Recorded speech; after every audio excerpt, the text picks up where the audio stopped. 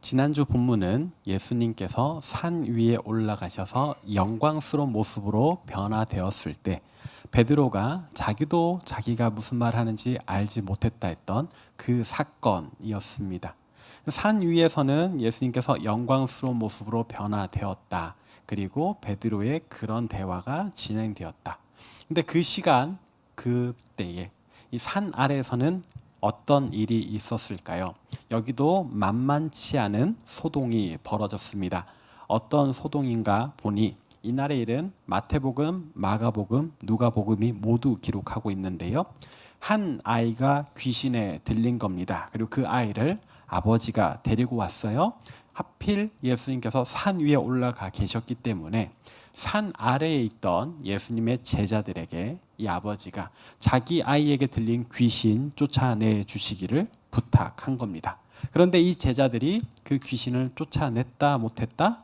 쫓아내지 못했습니다. 이 문제로 그 주변에 있던 사람들이 제자들을 애워싸고 서기관들 몇 사람이 예수님의 제자들 향해 비난을 퍼붓고 있었습니다. 내 그럴 줄 알았다. 너희들 사기꾼 아니냐 하는 비난이었을 겁니다. 이 귀신 들렸다 하는 아이의 상태는 어떠했을까? 마태복음에 보면 이 아이의 병세에 대해서 간질이라는 표현을 덧붙입니다. 현대의학에서 간질은 뇌의 정기적 활동에 갑작스러운 이상 증상이 발생해서 뇌세포가 정상 작동을 하지 못하는 상태가 되는 겁니다. 그래서 의식을 잃고 갑자기 쓰러지고 몸을 부들부들 떨면서 입에는 거품이 가득한 침을 흘리게 되는 것. 신체 활동이 정상적이지 않아요. 의식이 끊기는 겁니다. 그래서 제자리에서 이렇게 부르르 떠는 그것을 이야기합니다. 그렇게 보면 현대의학은 간질을 귀신과는 배제하는 것 같습니다. 그러나 본문에 이 아이의 증상은 그런 일반적인 질환으로서의 간질하고는 조금 다른 것 같아요. 그냥 이 아이가 질환으로서의 간질만 겪었다면 이 아이가 그 자리에서 쓰러져서 부르르 떠는 정도여야만 하는데 이 아이의 증상은 거기서 더 한 걸음 더 나아가는 겁니다. 어떤 특이점이 있는가? 화덕에 그 당시에는 우리가 전자레인지 이런 거 없으니까는요. 화덕에 불을 지펴서 밥을 하고 요리를 하는데 이 아이가 그 불을 향해서 몸을 떨다가 갑자기 불을 향해서 들어가는 겁니다. 화덕 밑으로. 혹은 그 동네 우물이 있는데 이 아이가 길을 가다가 일반적인 간질이라면 그 자리에서 넘어져서 부르르 떨다가 일어나면 되는데 이 아이가 부르르 떨더니 갑자기 우물 속으로 쑥 들어가 버리는 겁니다. 그래서 이 아이의 아버지가 표현하기를 귀신이 그를 죽이려고 자주 불에 또 물에 이를 던졌다라고 이야기를 해요. 이게 일반적인 그 질환으로서의 간질과 이 아이가 가지는 증상의 차이점입니다.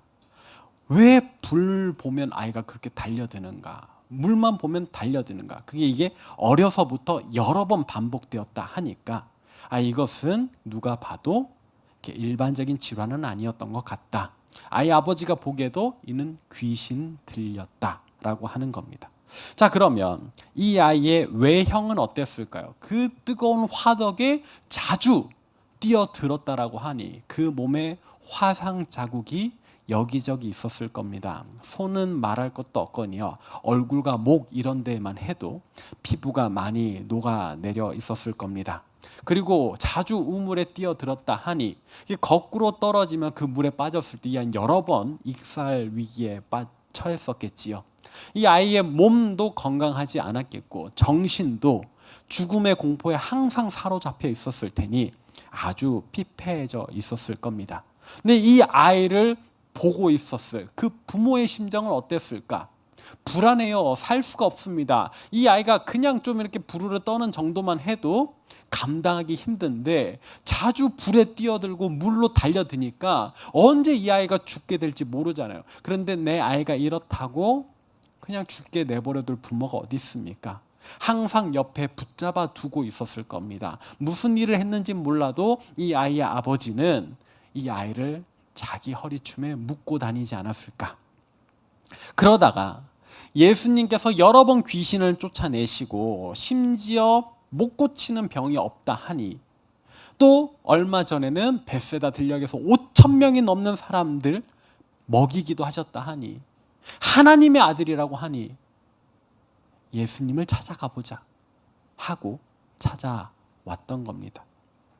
성경에 보면 특별히 예수님을 찾아오는 사람들 중에 이렇게 주목되는 사람들은 뭐 그의 고향이 어디인지 정도는 기록이 되는데, 이 아이와 아버지는 어디에서 왔는지 나와 있지 않아요.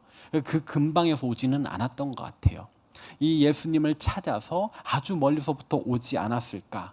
그러니 이 예수님 만나러 오는 여정조차도 아버지에게는 쉽지 않았을 겁니다. 아픈 아이를 데리고, 그 당시에 차가 있어요, 뭐가 있어요, 걸어오곤 업고 오고 하는데, 그러다가 그 오는 와중에도 이 아이가 간질 증상을 일으키지 않았다는 보장이 어디 있습니까?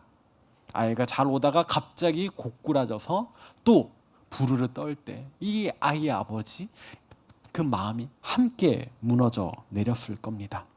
그리고 찾아왔더니 예수님은 산 위에 올라가셨대요. 지금 안 계신데요. 그런데 그 옆에 있던 제자들이니까 내 아이를 좀 고쳐주십시오 라고 부탁을 했는데, 제자들이 아이를 고치지 못하는 겁니다. 그 아버지의 마음이 얼마나 무너졌을까. 그러면 이 제자들은 이 아이에게 들린 귀신에게 어떤 행위를 했던 것일까 한번 상상을 해봅시다. 예수님께서 이전에 귀신을 쫓아내셨다라는 기록이 여러 군데 있는데, 특별히 우리가 본문 설교로 다루었던 구절이 마태복음 8장에 나와요. 거기에 보면은 거라사 하는 지방에 예수님께서 배를 타고 굳이, 기존에 있던 곳은 갈릴리 호수 이쪽인데 굳이 배를 타고 그 사람을 만나러 건너가십니다. 근데 그 사람에 대한 묘사가 이렇습니다. 너무 흉폭해서 쇠사슬로 묶어놔도 그걸 끊어낼 정도였다고. 밤낮 괴성을 지르고 무덤 사이에서 머물렀다라고요. 그래서 예수님 외에 그 사람을 만나러 가는 사람이 없어요. 근데 예수님은 굳이 그 사람을 만나러 갑니다. 그리고 그 사람에 들린 귀신을 쫓아냅니다. 근데 이 사건이 특별히 유명해진 것은 그 안에 들려있던 귀신이 근처에 있던 돼지떼 2,000마리에게로 들어가 그 돼지떼가 바로 호수로 달려들어 몰살했기 때문입니다. 근데 그때 당시에 예수님께서 그 귀신에게 어떻게 말씀하셨는가? 더러운 귀신아 나오라 하셨거든요. 그 인상적인 장면을 제자들이 아마 기억하지 않았을까. 그래서 오늘 이 귀신 들린 아이에 대해서도 더러운 귀신아 나오라 라고 외치지 않았을까 생각을 해봅니다.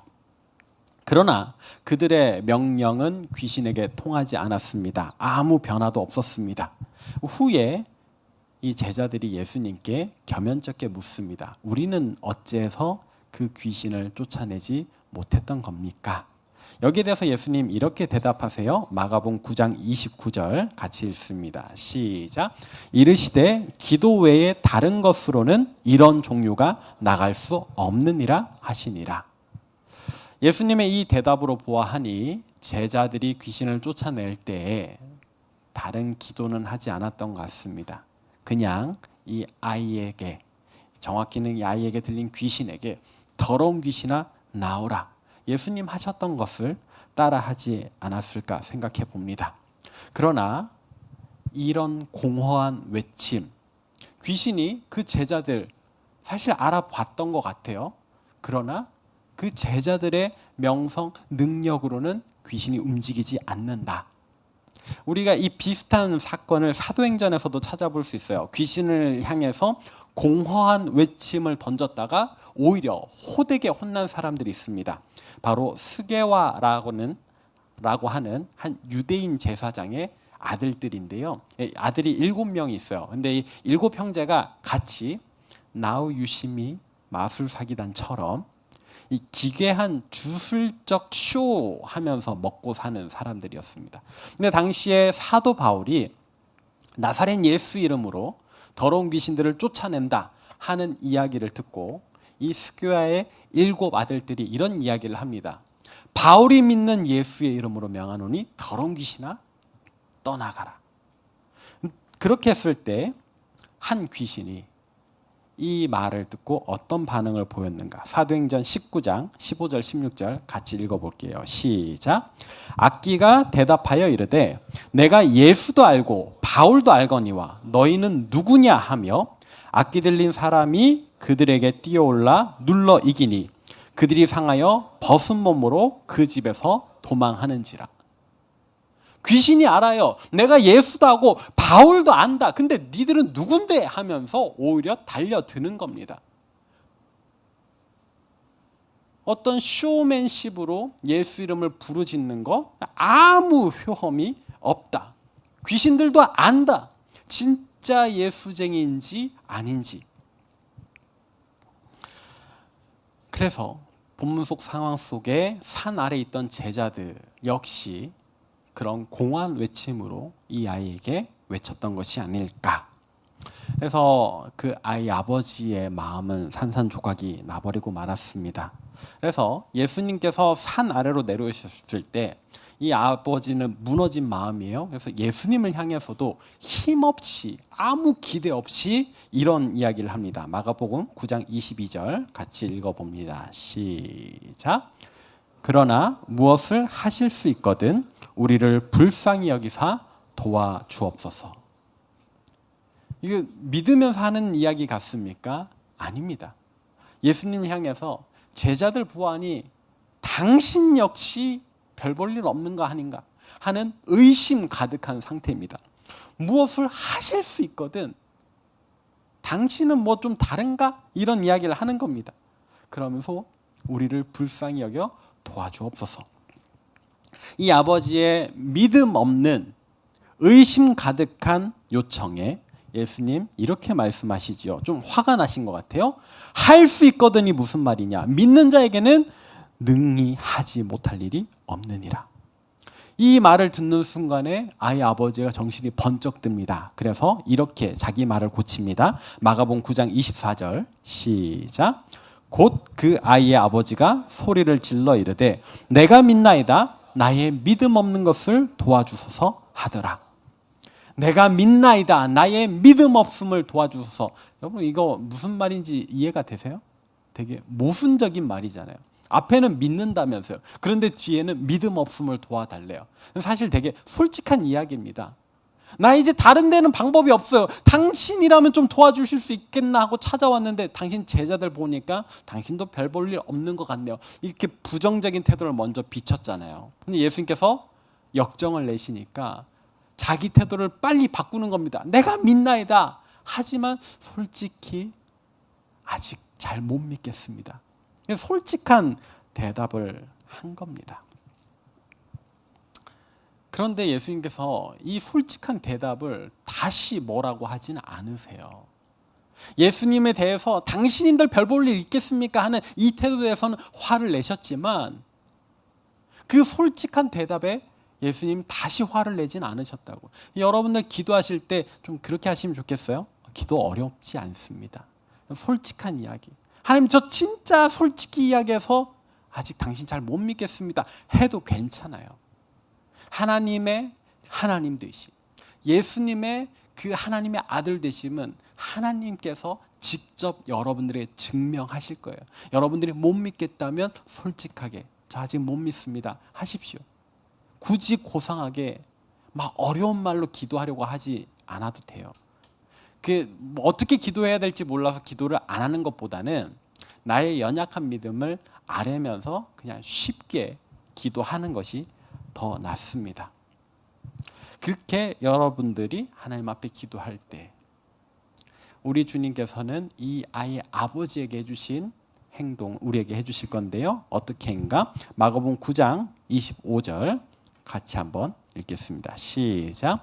예수께서 무리가 달려와 모이는 것을 보시고 그 더러운 귀신을 꾸짖어 이르시되 말 못하고 못 듣는 귀신아 내가 내게 명하노니 그 아이에게서 나오고 다시 들어가지 말라 하시매. 이 아이에게 말 못하고 못 듣는 귀신이 들었다. 이건 귀신이 뭐 벙어리거나 이런 게 아니고 이 아이로 하여금 말 못하게 만들고 못 듣게 만드는 그런 귀신이 들어간 것 같아요. 예수님께서 말씀하시는 겁니다. 그 아이에게서 나오고 다시 들어가지 말라. 하면서 이 아이에게 들렸던 귀신을 쫓아내 주십니다. 우리도 솔직하게 하나님 앞에 하나님 저의 믿음 없음을 불쌍히 여겨주십시오 라고 기도할 때 꼭 믿는 사람에게만 하나님 역사하시는 것이 아니라 솔직한 마음으로 도움을 요청하면 우리 하나님께서 우리의 삶에 응답해 주실 겁니다. 근데 이제 이 본문을 쭉 읽으면서 제게 떠오르는 한 영화의 장면이 생각이 났어요. 그래서 이게 오늘 말씀 제목을 이 대사로 했거든요. 영화 해리포터 시리즈 중에 한 편에 나오는 건데 바로 익스펙토 패트로. 지팡이가 없어가지고 네 이렇게 하면서 이제 주인공 해리포터가 딱 이렇게 하면 그 영화에서 디멘터라고 하는 이렇게 악령 같은 존재들이 이렇게 쫙 하늘을 막 맴돌면서 이제 해리포터를 막 공격을 한단 말이에요. 근데 익스펙토 패트로놈 이러면 이제 갑자기 막 빛이 나면서 얘네가 쫓겨난단 말이죠. 되게 오늘 본문 속 상황 같은 거예요. 귀신을 쫓아내는 그런 장면 같았어요. 근데 이 익스펙토 패트로눔이라는 이 그 대사가 라틴어예요. 근데 직역을 하면 익스펙토라는 거는 기대하다, 기다리다라는 뜻이고 패트로눔은 이제 페트로누스의 목적격. 그래서 수호자님이란 뜻이에요. 수호자님을 기다립니다. 수호자님을 기대하고 있습니다. 이런 뜻입니다. 그 당시 상황에서는 수호자님 도와주세요라고 하는 겁니다. 그래서 영화를 여러분들 좀 가물가물하시면 다시 보셔도 좋아요. 뭐 이렇게 마술 나온다고 귀신 그 나쁜 영화 아니니까 보셔도 돼요. 저는 어렸을 때 그런 거 보면 지옥 간다고 배웠지만 안 가는 것 같아요. 네. 그래서 그 해당 영화를 잘 보시면 그 주인공이 이렇게 해서 그 디멘트한테 이거를 직접 뭘 쏘는 게 아니에요. 그래서 익스펙토 패트로눔 하면 갑자기 빛이 나면서 이 주인공을 지켜주는 그 영화 속 수호신 같은 존재가 그 각 사람 고유의 형상으로 해리포터는 숫사슴의 형상으로 나타나서 그 존재가 디멘터라는 악령을 쫓아내주는 겁니다. 그러니까 시전자가 직접 쫓아내는 게 아니고 이 사람은 수호자님 도와주십시오 하니까 수호자가 나타나서 이 사람을 지켜주고 보호해주는 거거든요. 근데 그 주문의 원리가 오늘 본문 속에 이 귀신 들린 아이의 아버지가 예수님을 향해서 했던 그 기도문과 맞아 떨어지는 겁니다. 내 힘으로는 이 귀신을 어떻게 할 수 없어. 내 불쌍한 아들을 어떻게 할 수 없어. 예수님 도와주십시오 하니까 예수님께서 이 아이에게 들린 귀신을 쫓아내 주는 거죠. 그런 겁니다. 여러분, 우리의 수호자가 누구입니까? 천지를 주관하시는 하나님 아버지시고 우리 죄를 우리에게서 벗겨내 주신 예수 그리스도시고 지금도 우리 안에서 역사하시며 살아 역사하시며 우리의 길을 인도하시는 성령 하나님 아니십니까? 익스펙토 패트로눔 할 때에 성삼위 하나님께서 우리의 삶을 지키시고 보호하신다. 그래서 성경에서는 우리 하나님에 대해서 이렇게 이야기를 합니다. 주님 나의 산성이십니다. 나의 요새십니다. 나의 피할 바위이십니다. 하나님의 우리의 수호자 되심을 이야기한단 말이에요. 우리가 그런 하나님을 향해서 주님 도와주십시오. 혹 우리에게 믿음이 없어 보일지라도 주님 정말 제 마음속에 연약한 믿음인데 믿음 없지만은 그런 우리라도 불쌍히 여겨서 도와주십시오 한다면 우리 하나님께서 우리를 도와주신다. 이 짧은 기도문으로 충분한가? 고상한 말이 없어도 괜찮은가? 괜찮아요. 복음서 곳곳에서 주님 날 좀 불쌍히 여겨주십시오 소리 질렀던 사람들 우리 예수님께서는 다 도와주셨습니다. 제일 대표적인 게 마태복음 9장에 나오는데 언젠가 예수님께서 12회를 혈루병으로 고통받았던 여인을 고쳐주십니다. 그리고 한 관리의 죽었던 딸을 살려주신 내용이 나와요. 그리고 거기서 길을 떠나신 예수님을 2명의 맹인이 쫓아옵니다. 그러면서 다윗의 자손이여 예수님 우리를 좀 불쌍히 여겨주십시오 하면서 쫓아간단 말입니다. 맹인이다 보니까 앞을 못 보잖아요. 그래서 그냥 사람들이 웅성웅성 되는 데를 쫓아가다가 걸려 넘어지기도 한단 말이죠. 그 다급한 심정, 다른 외침 없습니다. 그냥 날 좀 불쌍히 여겨주십시오. 우리 좀 불쌍히 여겨주십시오 할 때에 예수님께서 그들을 고쳐주셨다. 그런 내용들이 여기저기 나와요. 여기저기. 결국 예수님께는 뭐 많은 큰 말을 해도 하지 않아도 괜찮다. 그 영화 속의 대사도 마찬가지예요. 그 막 귀신이 공격하는 그 긴박한 상황 속에 익스펙토 패트로는 그냥 이 두 개의 단어만으로 이 수호신이 발동한단 말이죠. 우리 주님을 향해서도 마찬가지다. 대신에 이건 우리 기독교적인 용어는 다른 걸 사용합니다. 바로 키리에 엘레이존이라는 단어인데요. 키리에 주님, 엘레이존 불쌍히 여기소서라는 말입니다. 영화는 기독교적인 배경을 가지지 않으니까 다른 말을 썼는데 의미는 상통하는 것. 주님 불쌍히 여기소서. 키리에 엘레이존. 겨우 이 두 단어로 이루어진 기도문은 교회 역사 속에서 수천 년 동안 많은 성도들의 마음을, 믿음을 붙잡아 주었던 기도문입니다. 공식 문서로는 주후 4세기부터 예배 중에 사용되었다라고 기록되어 있고요. 특별히 이슬람 지배 아래 있던 그리고 공산주의 제국 아래 있던 그런 신자들에게 이 기도문은 더욱 소중했습니다. 한 손에는 코란, 다른 한 손에는 칼을 들고 알라를 믿느냐 안 믿느냐 그 즉시 목이 달아나는 그 순간에 성도들이 무슨 기도로 고상하게 했겠습니까? 내 목에 들여진 칼날 앞에 이 기도문 하나 외우는 겁니다. 키리에 엘레이존. 그리고 그 목숨을 잃는 거예요. 공산주의의 지배 아래 종교는 아편이다 하면서 모든 신앙을 버리기를 요청하는 그들의 감시 아래 무슨 기도를 우리처럼 그렇게 뜨겁게 할 수 있어요? 길게 할 수 있어요? 여러분들 수련회 때마다 집회 시간이 짧다, 기도의 시간이 아쉽다. 감사해요. 그런데 그런 감시 체제 아래서 누가 그렇게 기도할 수 있는가? 우리처럼 할 수 있는가? 그럴 때 성도들이 붙잡았던 기도, 그들이 할 수 있었던 유일한 기도, 바로 이겁니다. 키리에 엘레이존. 주님, 우리를 불쌍히 여겨 주옵소서. 그 두 개의 단어만으로도요, 우리 주님은 우리의 마음을 아신다, 우리의 고통을 아신다, 우리의 필요를 아신다. 그래서 우리에게 가장 중요한 하나님의 평안을 우리 마음속에 주시는 줄로 믿습니다. 또 실제로 우리에게 필요한 실질적 도움도 주실 줄 믿습니다. 우리 주님, 우리가 오리를 함께 가자고 할 때 심리를 동행해 주시는 은혜의 하나님이시니까, 우리가 겉옷만 부탁해도 우리의 속옷까지 책임져 주시는 은혜의 하나님이시니까. 사실 익스펙토 패트로눔이든 키리에 엘레이존이든 다 어렵잖아요. 라틴어니까. 라틴어로 안 해도 돼요. 주님 도와주세요. 한국어로 기도하셔도 돼요. 다만 한 가지 제 마음에 걱정되고 염려되는 부분이라면, 오늘 말씀을 듣고 또 우리의 연약한 믿음이 하나님께 그냥 기도 길게 할 필요 없구나, 그냥 두 단어만 외치면 되는구나, 그리고 여러분들의 기도 생활을 대폭 줄일까 봐 싶습니다. 그러지 마시길 바래요. 네, 꼭 중언부언 알 수 없는 말을 읊조리거나 마치 주문해오듯 많은 말을 하지 않아도 됩니다. 대신에 우리의 이 간절한 마음, 예수님 앞에 내 아이를 구원해달라, 고쳐달라 정말 울면서 부르짖었던 그 아버지의 마음은 우리에게 있어야 된다.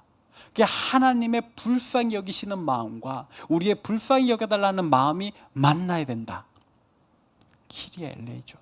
이건 그 지점을 바라는 기도거든요. 많은 말은 하지 않아도 되지만 그런 마음이, 그런 진실한 마음이 우리에게 있어야 한다.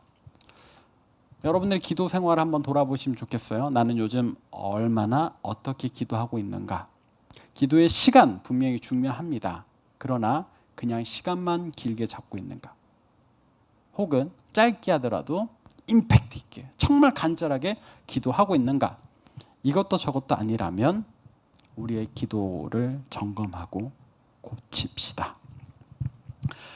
사실 본문으로 읽기에는 이 마가복음 9장의 내용이 엄청 길어요. 그래서 우리 성경 봉독자 다연히 힘들까봐 제가 이렇게 짧게 본문을 잡았는데, 이제 본문의 시작점은 9장 14절부터입니다.